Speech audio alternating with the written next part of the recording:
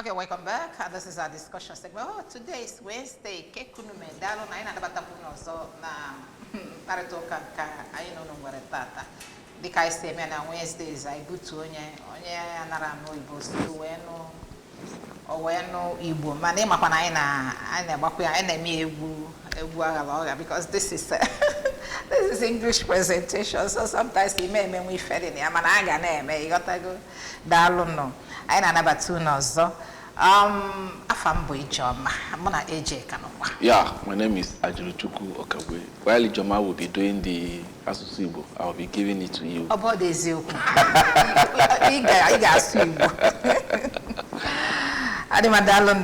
This morning, let's run because we'll have business at hand. We're going to look at this topic that says exploring JohnMary Ukor's books on personality development, family and child upbringing. This is what we're cut out for this morning, as we have a prolific writer that has joined us this morning to look at 1, 2, 3 of his books and how it's going to impact in our lives, directly.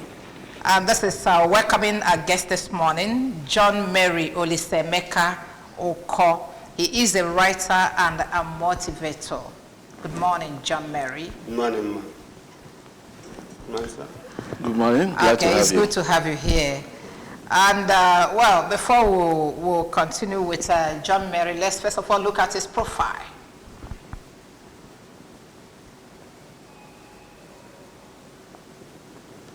Ukor JohnMary Olisemeka was born in 1973 in Uragbe village, Umuoji, Idemili North Local Government Area, Anambra State, Nigeria. He holds a diploma in Latin, affiliate of Urban University, Rome, an OND in accountancy from INT Enugu, as well as a BSc and MSc in public administration from Nnamdi Azikiwe University, Awka. He describes himself as a slave of love to the Blessed Virgin Mary. He is happily married and blessed with children. Ukor is a marriage counselor, a children and youth mentor, a prolific writer, and an ardent advocate of a purposeful lifestyle. He has authored and published 3 books: A Guide to a Happy Marriage, A Good Child, and Personality Development. He currently works with the National Youth Service Corps, NYS. Okay, welcome back. That's John Ukor for you. That's something I heard, there, that he describes himself. Let's not be that. Let's not be the same thing. As a lover, a slave of love to, did you get that? Okay, Virgin Mary. Okay, to Virgin Mary. Blessed Virgin yes. Mary. Could you please just give us an insight to that? What does that mean? Thank you. The insight is this. It's something you do voluntarily. Being a slave of the Blessed Virgin Mary means you try as much as possible to live according to the precepts of our Lord Jesus Christ, which our Mother Mary directs. That means you hand over everything you have, what you still have, what you had, to God through the Blessed Virgin Mary. That means you no longer control what you do. God controls what you do. And you do those things to please God through the Blessed Virgin Mary. As she told the servers at wedding at Cana, whatever he asks you to do, you do. So our Mother Mary tells us, directs us to do what our Lord Jesus Christ asks us to do. So if you willingly, a slave gives himself. Not a slave is a slave, but a slave of love, to give yourself by your own self, willingly, that you want to do what she asks you to do. By so doing, try to please God. Okay. Thank you very much, AJ.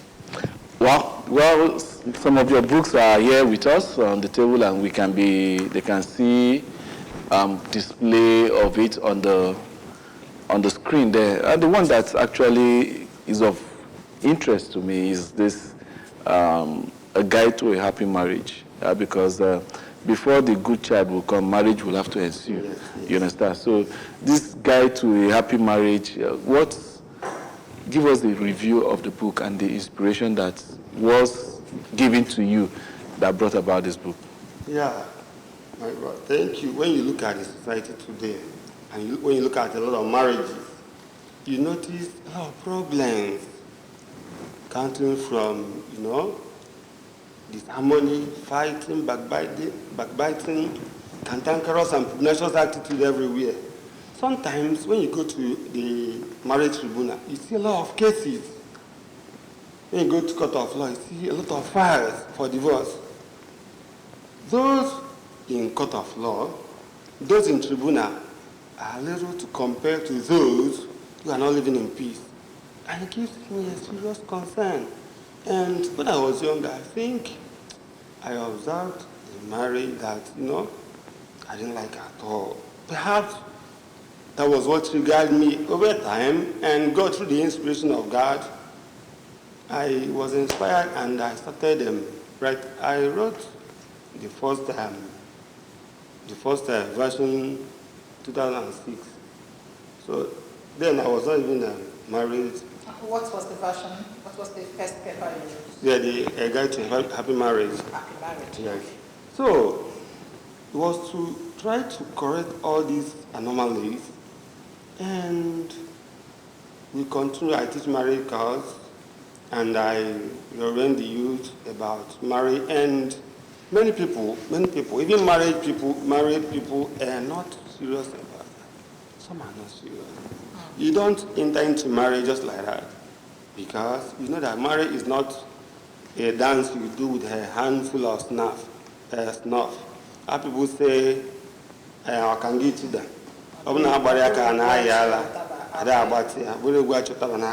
So it's something you have to have information, you have to read books, you have to discuss, you have to observe to have adequate information.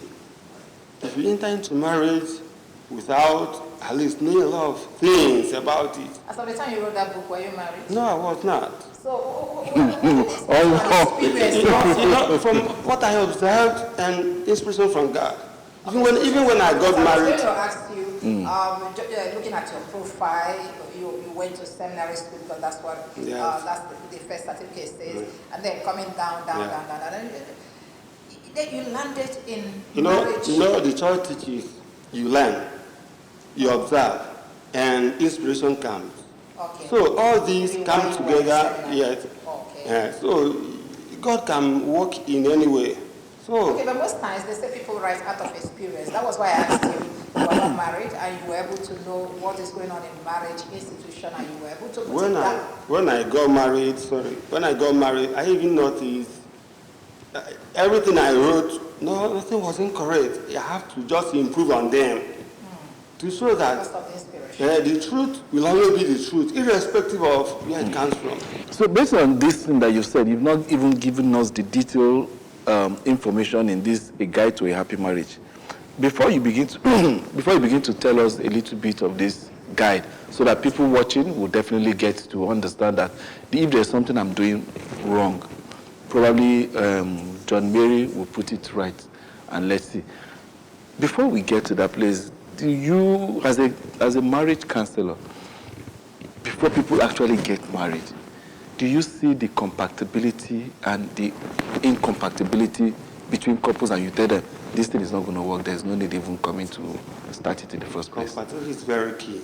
Have you had issues where you meet people that are about to, they've not read but they were coming, and you tell them that this is not going to work? Because there are some people that can't even cohabit, let alone even. Have you? When people have met, nobody has met me in that perspective, but I teach it.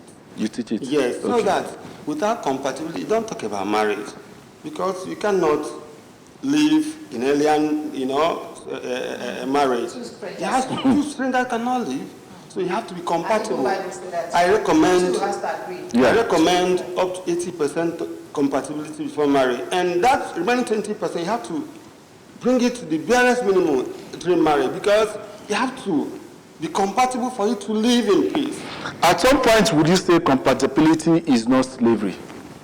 Yes, it has to be from your mind. You are not doing it. At what point would you believe that compatibility, I want this thing to work, but I'm not enslaving my partner, based on your experience? That's what I'm saying. not making it not to be a slavery. That means it has to come from your heart. You are not doing it, I want to be entangled with this person. It has to be from your heart that, this person, we are watching ourselves. If there are things, if there are areas we are not compatible, perhaps from my own lacking, from my own weaknesses or whatever, I have to work on myself wholeheartedly. Then when you are doing that, it's not slavery. But when you are doing it, I want to marry him, let me force myself to be compatible. That means you are enslaving yourself. You cannot continue. You are pretending. Tomorrow, it changes. On the pressure for the family. You up to date, you want to get married, so you just marry anybody, without trying first of all to find out whether you are compatible or not. So let's get to this book, sir. Why should I buy this book and read? What do I stand to gain from, what's the name of that book? A Guide to a Happy Marriage. Yes. You have a lot to gain. In fact, it is very holistic, very comprehensive. And the problem we have is that people don't read books. And most times, somebody is buying your book, that person feels he wants to patronize you. That's the problem we have. So, and I believe so much that those that write books tend to solve problems. So if anybody that writes a book, if any writer is writing to make money, that person should, especially in Nigeria, that person should ask himself a question. So it is to solve problems. So having said that, I think I'll bring into certain things that will make you buy the book. One, the crux of the matter is laying the foundation. Laying the foundation, because the foundation is the crux of the matter. Choosing a marriage partner. We have a lot of topics. You can. Let me just mention some topics. Then I draw into.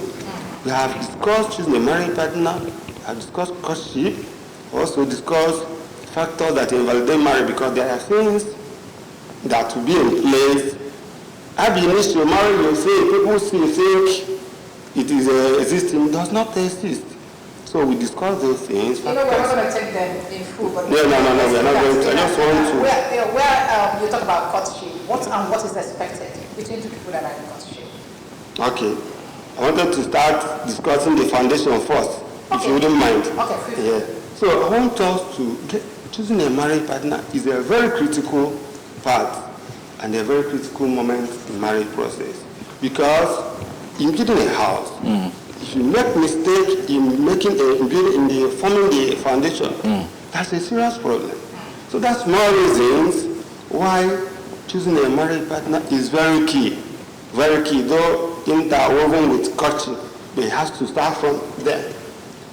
If you don't, start well, you make mistakes. And also, if you don't know the demands of marriage, all these you have to know for you to be able to move on. Now, choosing a marriage partner, one should know that it's a very, very major decision in life. When I talk to people, when I talk to youth, sometimes I ask them, what do you think to be the most difficult decision in life? Some will say career prospects, some will say marriage.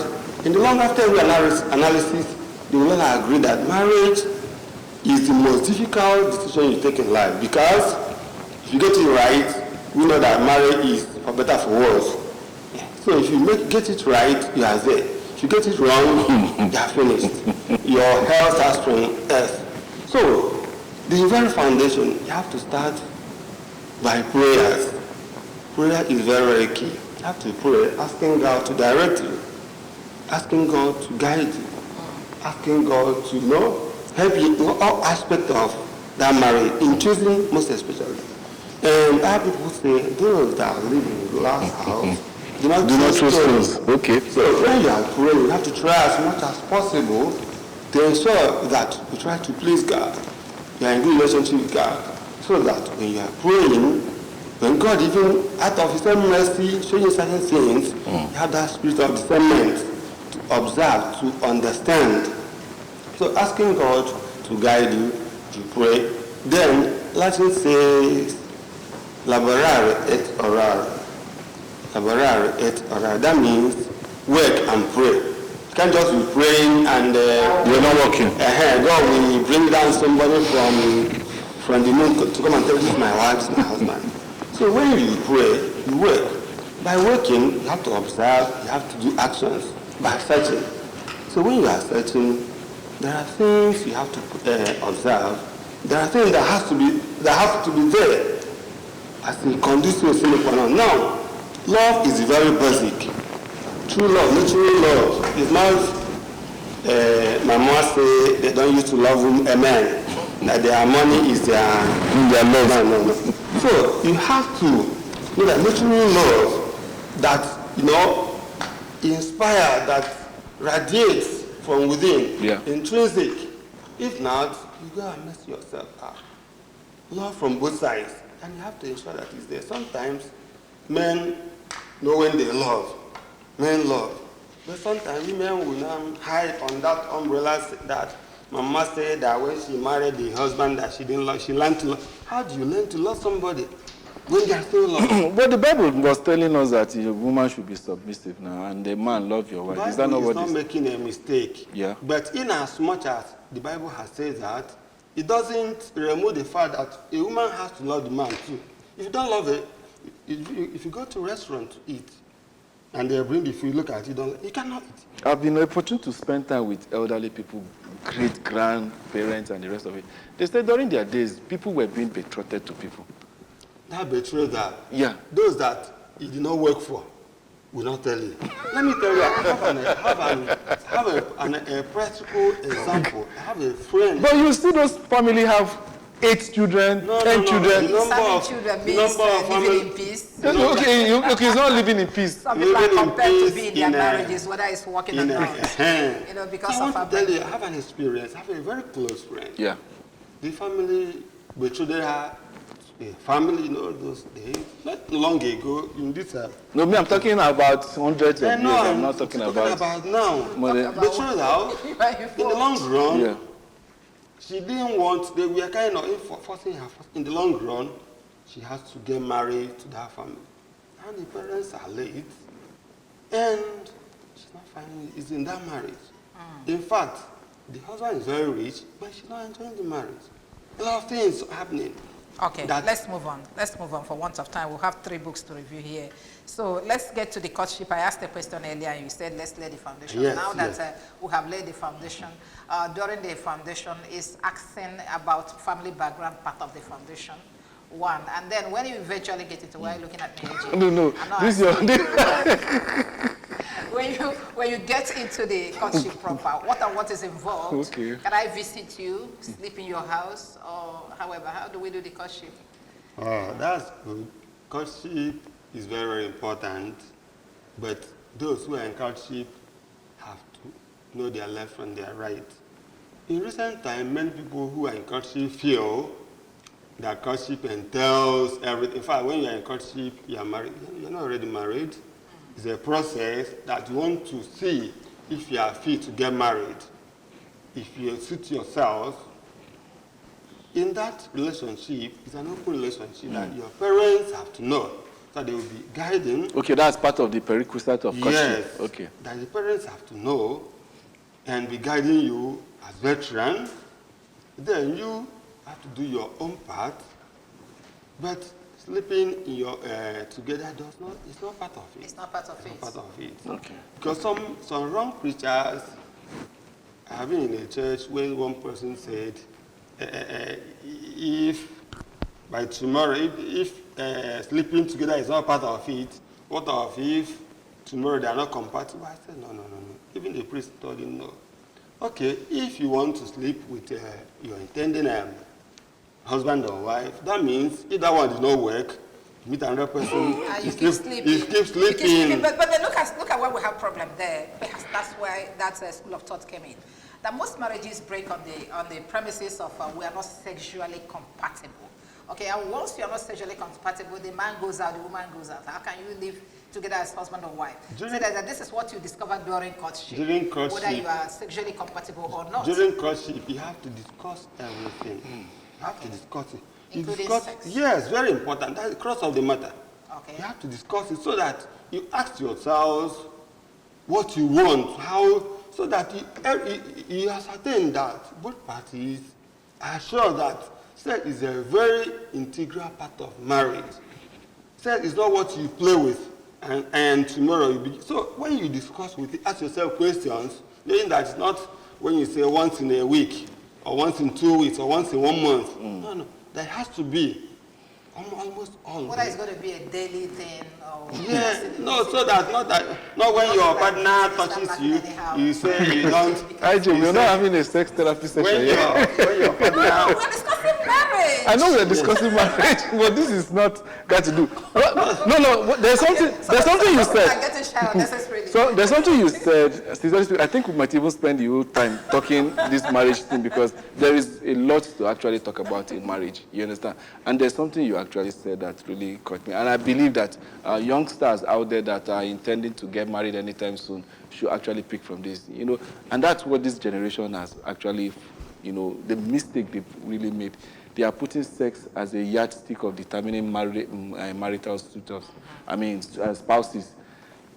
Is that something to actually build? And since you said sex is the crucifix, or let's say a very important aspect of marriage, should people prioritize sexual activity or non-sexual activity as the crux of getting into marriage above every other thing? No, I tell people sometimes if a man says, you don't have sex with me before marriage, maybe I'm quitting, tell him to quit.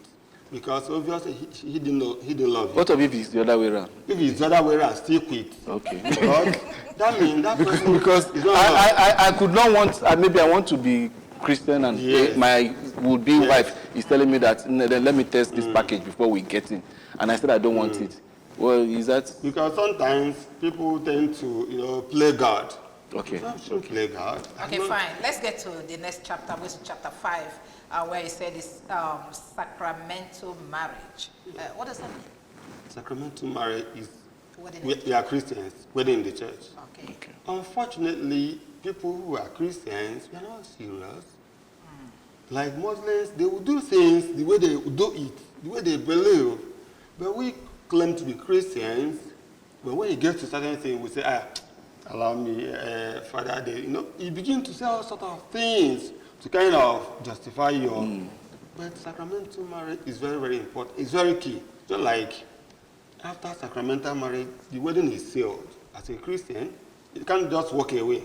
You can walk away. No, walking away, you can walk away on your own. But as far as that marriage, if you walk away, that marriage bond is still there.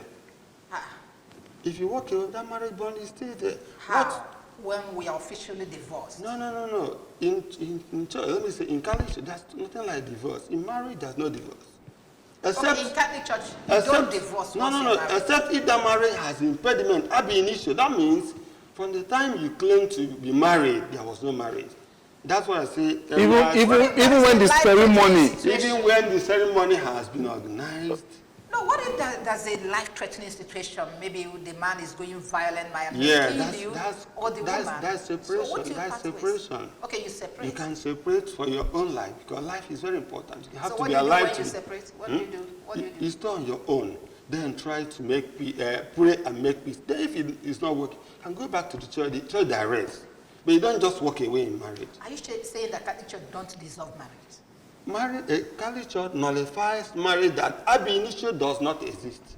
This ab initio does not exist. That from the beginning, from the time people are gathered, there is ceremony even in the church, that marriage does not, because it has impediments.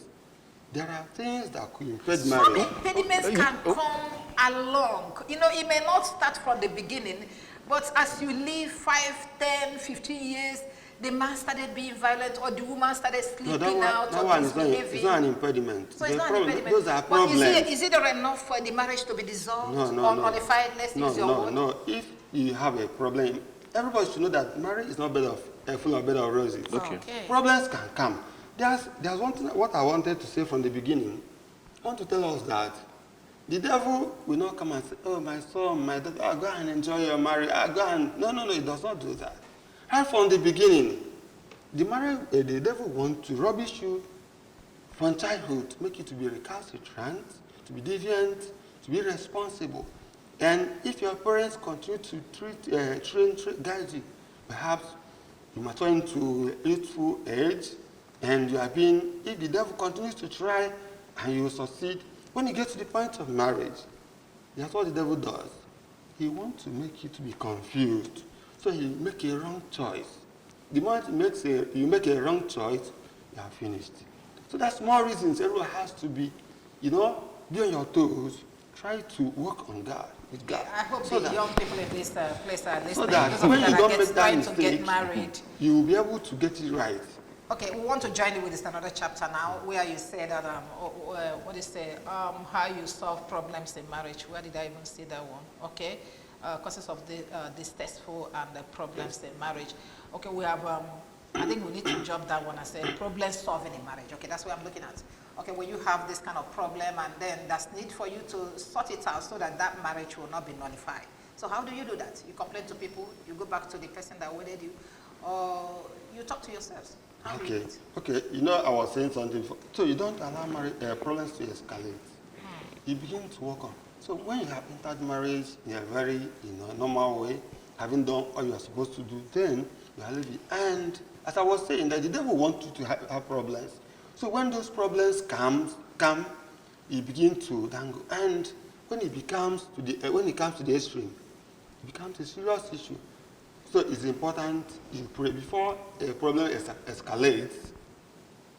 The partners perhaps have not done what they are supposed to do, because you are supposed to try to avoid problems. That's very key. That's very key. Because when you try to avoid problems, you have less problems, have less to solve. Even the most peaceful marriage can still have problems. I'm not saying that problems in marriage come, from very big. It can come from a little thing, minor things that you might not even think is a problem. Gradually, it begins to escalate. One becomes obstinate.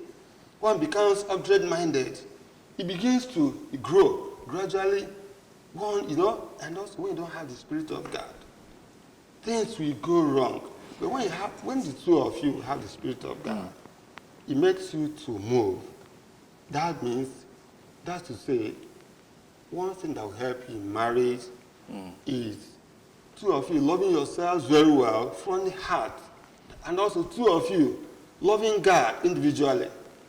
Because if you do not do that, if you love yourselves, you don't love God, either individually or collectively, there will problems will come. You don't know how to solve it. But when you love yourselves and when you love God, if problems come, if you are not solving it because of the two of you, you solve it because of God. If you do this, God will not like it. You avoid it. So that's why problems will not escalate.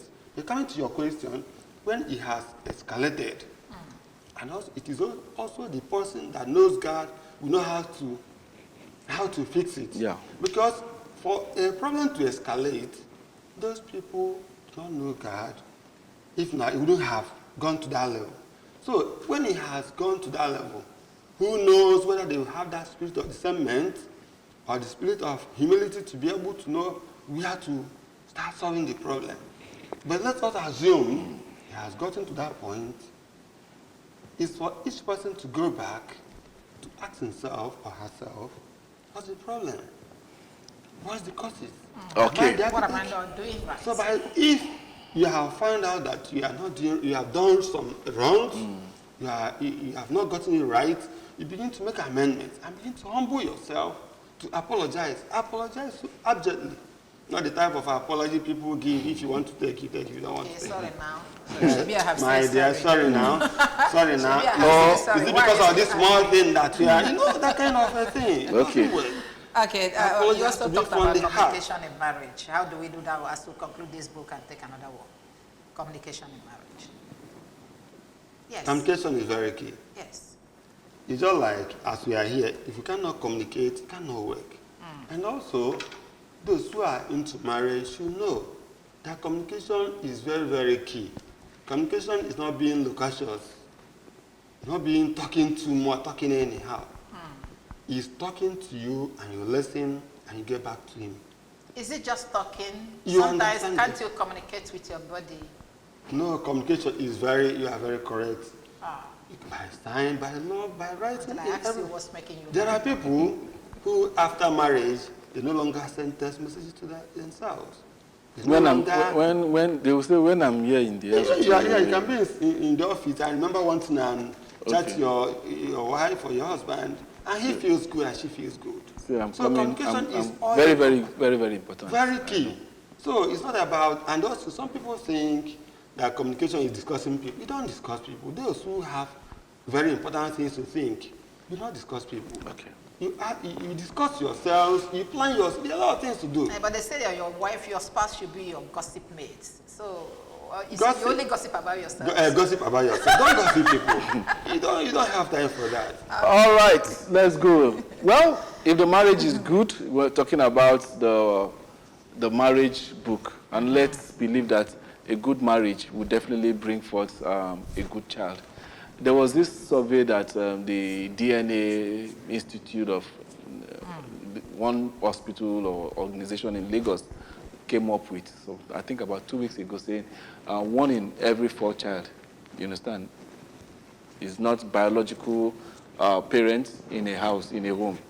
And people came on social media and were saying, that statistics, where did they get that statistics from? My pikin and my husband get them, and the rest of it all, nobody should do that. But then it's happening, and a whole lot. If the marriage is not good, how then do we have a good child from a marriage where the man is not actually the father of it?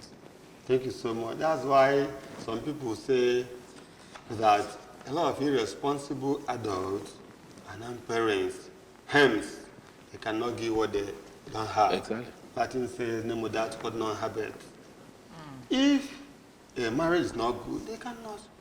A good child is... A good tree, a bad tree cannot produce a good, except by special grace of God. Okay. So that's why we try to, in this tripartite way of solving societal problems, ensuring that the family is good. So when the family is good, they try as much as possible to train good children who will grow tomorrow, become youth, and next tomorrow become parents. And it revolves. But when a family is not good, it becomes a problem. That means the advocate of having good family is very key, so they'll be able to produce good children. So it does not take away that some children can be stubborn extremely. He continued. Last week, celebrated St.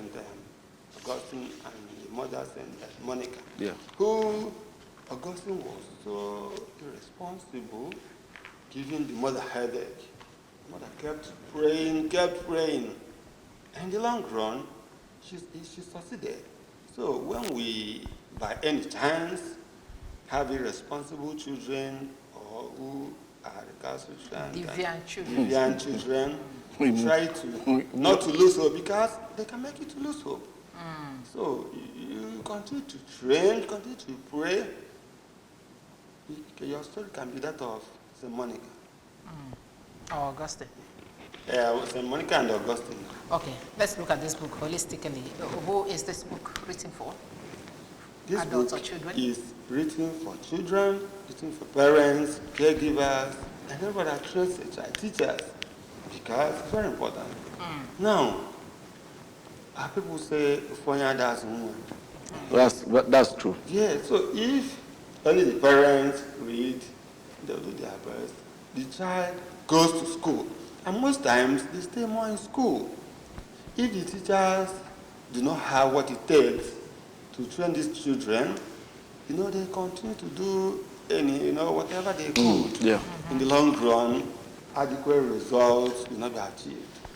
So we expect that parents, teachers, caregivers, anybody, any adult, should try as much as possible to read the book, because tomorrow, you can still have, if you are not a parent already, have your own tomorrow. You have that experience, you have that information, you bequeath it to your children, and you continue to build a better society. Without building a good child, you cannot build a better society. Okay, beautiful. Let's look at one or two of the chapters here. I want to jump to chapter 3 immediately. What builds a good child? So what are you going to impact into your child to ensure that the person is a good child? Okay, and by extension, he takes it out.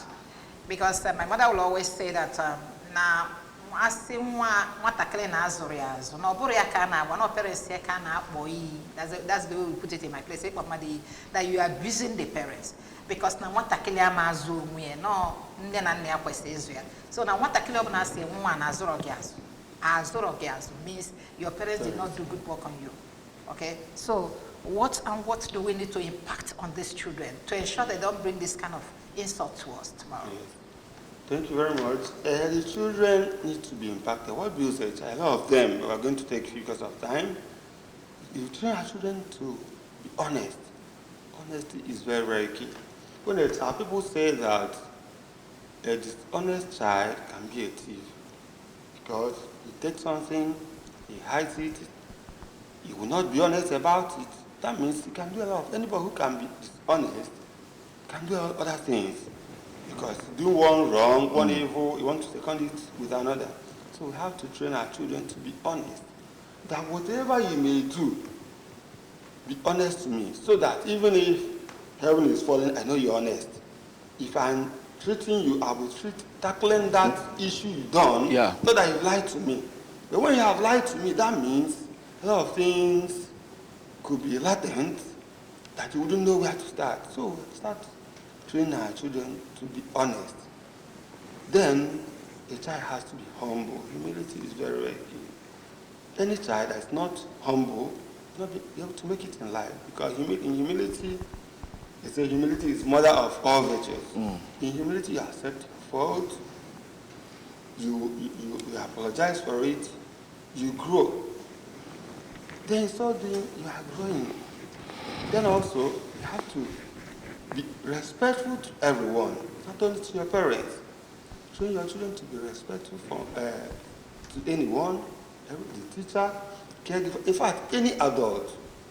Train a child to be respectful to every adult, so that it doesn't mean you're only respectful to parents, every other person is nobody.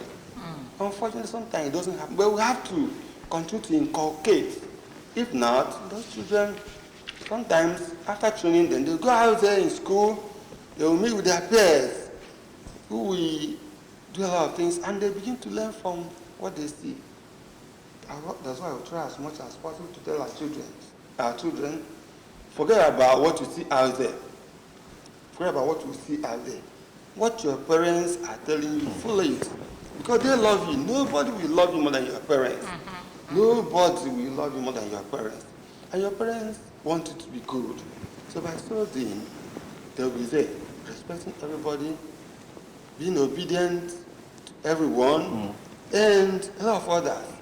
So we have to make our children to be prayerful, we have to make our children to be, serious with their religious activities, because if they're not there entangled, other people will entangle them. Now, there are people in the society who are there to devour, so we must not let them do that. Trying to key them to building those positive attitude will help them grow in life. There is this trend that modern day parents have adopted. In fact, it's a slogan. My child no go suffer wetin I suffer. It's a slogan. They boastfully say it. In this day, parents go to school to wage war that a teacher flogged their child. And in the same day, in one of the PTA sessions I attended, a parent forgot her child in school. So you begin to wonder, if you can go to school to fight for your child, but you can as well forget a child in school. So I don't understand. What have modern day parents forgotten to do that we sometimes want to mirror back to how our grandparents, jumping even my own parents, to what they did bringing us up? Forgetting that, like the Igbo adage we always say, that one person doesn't raise a child. Yes. You said something very important. Many of us say, and I will bring it in two aspects. Yeah. The other side, it is good. The other side is not good. when you go to the extreme, it's a good thing that I came from a poor family, I suffered, I struggled to, achieve certain things. As far as love is concerned, I shouldn't let my children suffer what I suffer. So your parents deliberately made you suffer? No, that's what I'm saying. That's what I'm trying to say. I shouldn't let them suffer to the extent I suffered. But it doesn't mean that they should not suffer whatever faces them. It's very important that at least you try as much as possible. I believe that when I try to provide certain things to my children, they will take it up from there and try also to provide to their children. Now let me tell you, the current society is, everything is very high. It's just like cost of building now. Just consider it. So if in the long run, maybe your parents you're unable to build for you, you didn't have a house, you won't struggle. You say, after my parents did not build for me, let me just live. For that, I won't so build. You have to try, at least, to give your children a stepping stone, so that from there they will be able to. But when you suffer from behind, it becomes so difficult. So try as much as possible to provide for your children to the extent that you reduce what they suffer. But not that they will not suffer their own. At least to your own ability. To your own ability. Most people did not go to school because their parents couldn't afford their school fees Yes. then. But Would now you you say have because- money to train your children. Instead, they won't go to school because I didn't go to school. it won't be Because my nice. parents did not send me to school. Do you understand? So perhaps from that angle that some people will now tell you that my children will not suffer whatever. Some people went to live with people and they were maltreated. Yes. Because their parents could not fend for them. They don't have enough money to to feed the 8 or 2, no, it used to be 12 children. My So children, they start sending them out to live with people. my children will not suffer what I suffer. Is not the way you guys are going. My children will not suffer the way I will borrow money and give that child whatever he wants. When I was young, I didn't have bicycle, but my child will ride bicycle. That is reason. no. That is what some parents do. No, They that's put their kids in schools that they struggle to pay school fees, and they tell you that because they didn't go to a good school, that their children will not suffer what they suffer. They will put the child in the schools where they are struggling to pay school fees. That's why I say I want to put it in 2 ways. Better- The other way, Yeah. positive. Now, what you are saying, you have to be wise. You kill yourself because you don't want your children to suffer. At least for you to be able to put them in good school, average schools, what you can afford, then add other values. Now, remember, during the time of Peter Obi, one guy that won either first or second position in Canada is from Amoka, public school in Amoka. So, and the guy was doing well, was able to represent Anambra State. So that means it's not about the structure of the I think he school. was a teacher. I think the son of a teacher. So it shouldn't be that. Put your children where you can afford. Try to package the much you can, but don't live false life. Within your limits. You live within your limits. Other people go and they do wrong things for them to be able to measure up. Measure up in Yeah. the long run. This person, you are not in the same status with him. You want to go and compete. Why are you competing? Okay. Training is not about competing. Let's also look at, as we conclude this, the Good Child book, let's also look at the general way of bringing our children up, apart from sending them to school. And then these days, people still bring other children to live with them.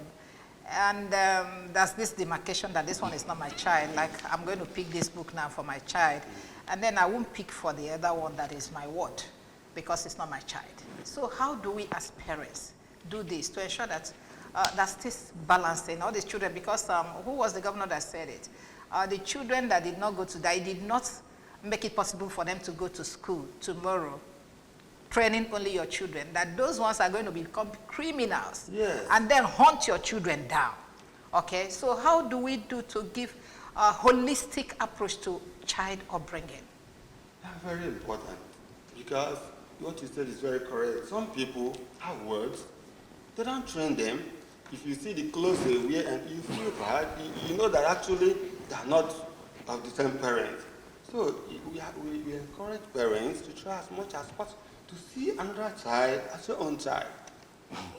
What you can do, try to show, no, love is the cross of is very key.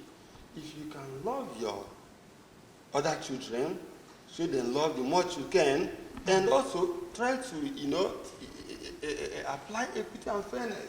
Not that these are my children, the other, whatever they wear, whatever, whether they go to school or not, it's not. So if you can put your children in good school, also put your world in good school, you wouldn't know. The help will be coming from tomorrow. I was, the word I live with last 2 months, when she has left, she called me and said she wants to send me money. I said, send me money, how do you send me money? She said, I was good to her. I said, but he said she's now working. I said, no, you can't send me. He said, no, I refuse to send her. She called again. I said, brother, send me now. You know you are good to me. I said, I have money now. I said, let me send. At least, at least to make her happy. Yes. She might not give you all the money in the world. I was not good to her. Yeah, she won't remember. She won't even remember you. So, now at this point, now you've talked about the reciprocal effect of being a personality development, and that was what that young lady is doing. So let's get into your last book for review, which is the personality development, before you now, start tell you to thank you for being here. How do you become, a product of a happy marriage to a good child, and now personality development? What is this book all about?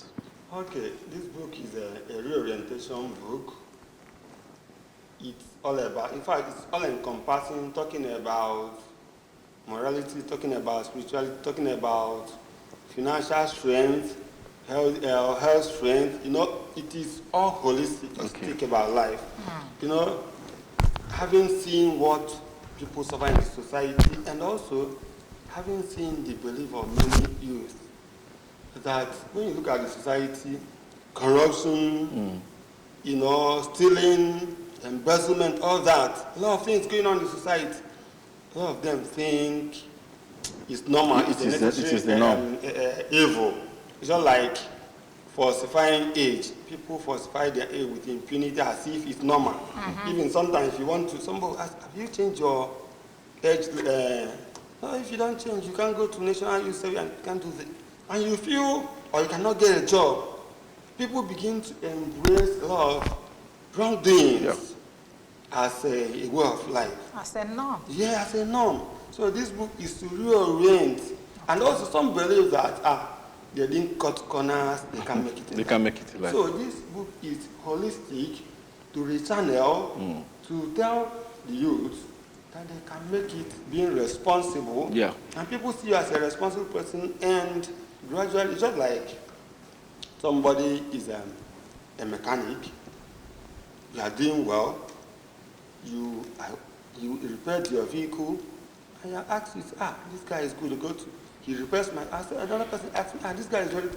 Before you know it, he has a much, he wouldn't even have chance. And he'll be making money legitimately and without cheating anybody. Because you have developed your personality. But people feel they can cut corners to make it. In the long run, you cheat this person, you cheat the other person. Those people you cheat will go back, this guy is a cheat.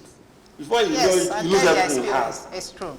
Okay, now that we are rounding off, Mr. Ukor, how can one access this book? If I want it, where do I get it? And if possible, what are do they have price tags? What are their prices? Let me see this. Yes, you can get it. As you see me now, you can get it. And also, you can also get it online at Amazon book.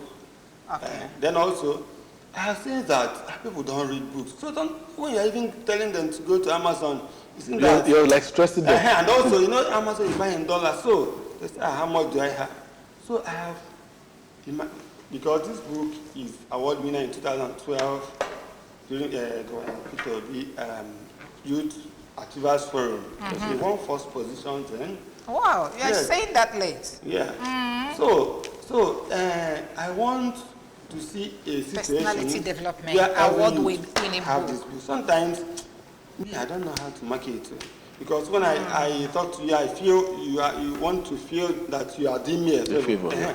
But when people understand that we are giving you opportunity to market now. Market your book. Where do we get it? So do you go to schools? Yeah, and also you can get it on soft copy. I now say I can give people Okay, that's a soft copy now. So that people can, even on their phone, read it for their own good. So how do we assess that? Are you going to drop your number? I'm going to drop my WhatsApp number. Okay, please do that because we are running. Okay, my WhatsApp number is 0806 1509 102. You may need to take it again. 0806 1509 102. Okay. Very important. Look So at that this. anybody attack me, they can get a soft copy in a very reduced price so that everybody reads. Yes, No problem. it's very important. Though we don't read, but look at what the effort he has made to put it in a soft copy. That's the way you relax with your phone in your bed, on your bed, and trying to look at certain things that does not even benefit you, or watch certain things that doesn't even benefit your life. You can